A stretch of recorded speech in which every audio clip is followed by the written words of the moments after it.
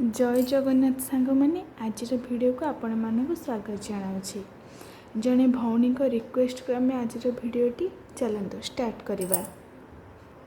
सबु माँ मान मन में डाउट थाए मो छुआ को 6 मास पूरला कौ खाद्य देवी जहाद्वारा तार मानसिक और शारीरिक विकास सठिक भाव हो पार। चलते से विषय में मुझे आपण मानक जनइबी। देखिपे छुआर खाद्य स्टार्ट करने मो बेबी पे एक्स्ट्रा बाउल सिलिकॉन स्पून खाद्य मेस करने measure and Etah baby friendly travel पे ये बहुत काम आसे। जदि आपन को यार लिंक दरकार मते कमेंट करेंगे मु निश्चित शेयर करी। छुआ मान को केवल 6 मास पर्यंत केवल माँ क्षीर ही दिंतु। माँ क्षीर शिशुपाई निश्चिंत आवश्यक। यह शिशुर इम्यूनिटी स्ट्रॉन्ग करे एवं ताकू कोलेस्ट्रॉल जगाए एवं तार शारीरिक और मानसिक विकास सठिक भाव होता है। जदि कौन सी असुविधा वशतः मार क्षीर होना ताहले डॉक्टर परामर्श क्रमे फॉर्मूला मिल्क दे पारिबे। एबे आमे जानिबा 6 मास पर शिशु को केउ खाद्य दबा। 6 मास माने 180 दिन 180 दिन पूरण होला पर ही आमे शिशु को बाहर खाद्य दबा। प्रथमे गोटे गोटे आइटम इंट्रोड्यूस करेबा। मु गोटे मो छुआर मील प्लान रेडी करी। आपण डॉक्टर परामर्श कर्मे ही आपण शिशु को नुआ खाद्य इंट्रोड्यूस करंतु। समस्त बॉडी सेम नुह क्या कौ खाद्य रिएक्शन करिबो कोटा सूट करिबो कोटा करिबोनी।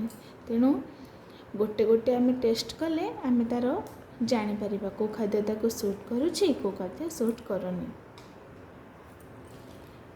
मु एथिरे कहूनी कि मु जेमिति देइछि आपण माने भी आपण मानक शिशु को दियंतु।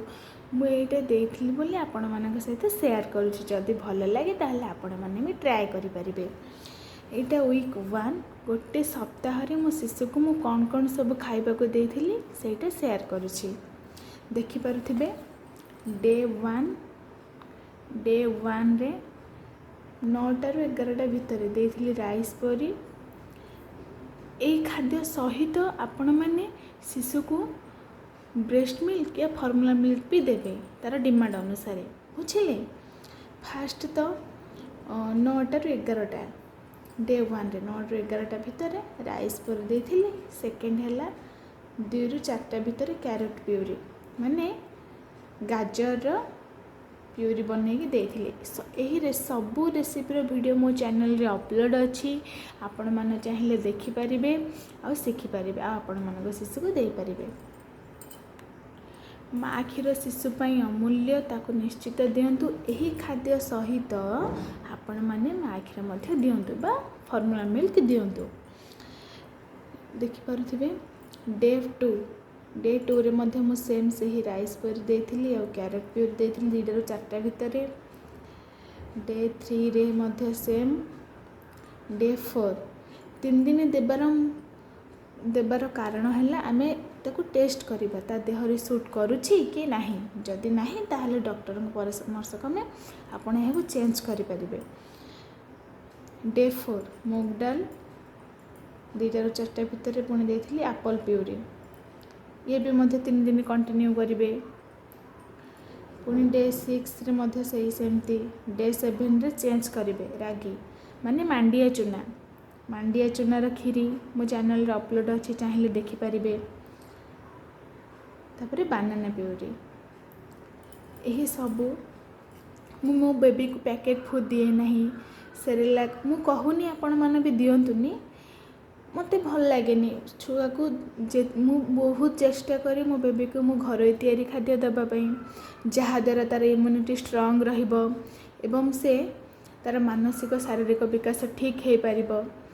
सेरेलाक दिए घर तैयारी सेरेलाक दिए पैकेट फूड दिए नहीं। मते पैकेट फूड दबा को जमा भी इच्छा नुह मो बेबी को। डॉक्टर भी मना करते पैकेट फूड बेबी को दियंतुनी अवॉइड करंतु।